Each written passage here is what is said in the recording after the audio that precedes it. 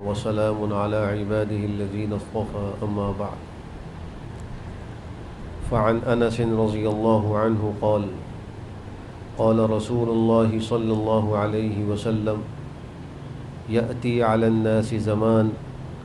الصابر فيهم على دينه كالقابض على الجمر رواہ الترمذی۔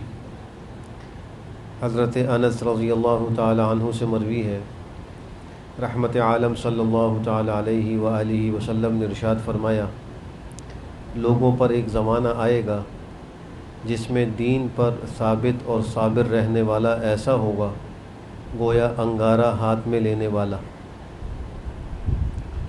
اس دنیا میں دو چیزیں تقریباً ہر شخص کو متاثر کرتی ہیں، ایک موسم ہے اور ایک ماحول ہے۔ ہر شخص موسم سے بھی متاثر ہوتا ہے اور ماحول سے بھی متاثر ہوتا ہے، چاہے وہ امیر ہو یا غریب ہو، چاہے وہ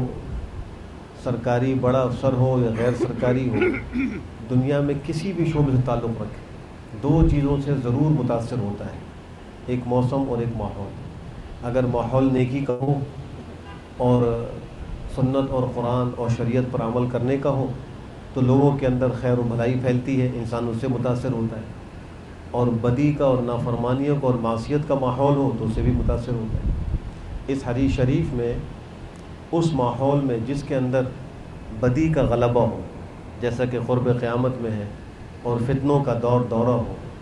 اس کے اندر دین پر ثابت قدم رہنے والے کی فضیلت کا بیان۔ دراصل بہت سے لوگ آج کے ماحول کو دیکھ کر کبھی کبھی مایوسی کا شکار ہوتے ہوئے نظر آتے ہیں کہ اس زمانے میں تو نیکی کرنا بڑا مشکل ہوتا جا رہا ہے، حلال پر قائم رہنا بہت مشکل ہوتا جا رہا ہے، اور یہ مسئلہ اور وہ مسئلہ، ہر ایک کی زبان پر شکوہ اور شکایت نظر آتی ہے۔ لیکن اس حدیث شریف میں ایسے لوگوں کی مایوسی کا علاج ہے کہ جیسے جیسے کسی کام کے اندر مشقت بڑھتی ہے ویسے ویسے اس کا اجر بھی بڑھتا ہے۔ تو آپ نے پیشگوئی تو فرمائی کہ قیامت کے قریب ایسا ہوگا کہ لوگوں کے لیے دین پر چلنا ایسا ہے جیسا کہ انگارے کو ہاتھ میں لینا، مشکل تو ہو جائے گا، لیکن اس زمانے میں بھی جو دین پر ثابت قدم رہیں گے تو بعض روایات میں اسی بدی کے زمانے میں نیکی پر قائم رہنے والوں کی فضیلت میں یہ بات ذکر فرمائی کہ وہ 50 صحابہ کے عمل کے برابر ایک عمل پر اجر ملے گا۔ فتنوں کے زمانے میں جو نیکی اختیار کرے گا اس کو صحابہ میں سے 50 کے عمل کے برابر اللہ اجر و ثواب عطا فرمائیں گے۔ تو اس زمانے میں کسی کو مایوس نہیں ہونا چاہیے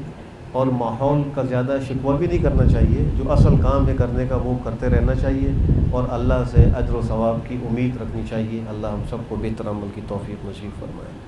الحمدللہ رب العالمین۔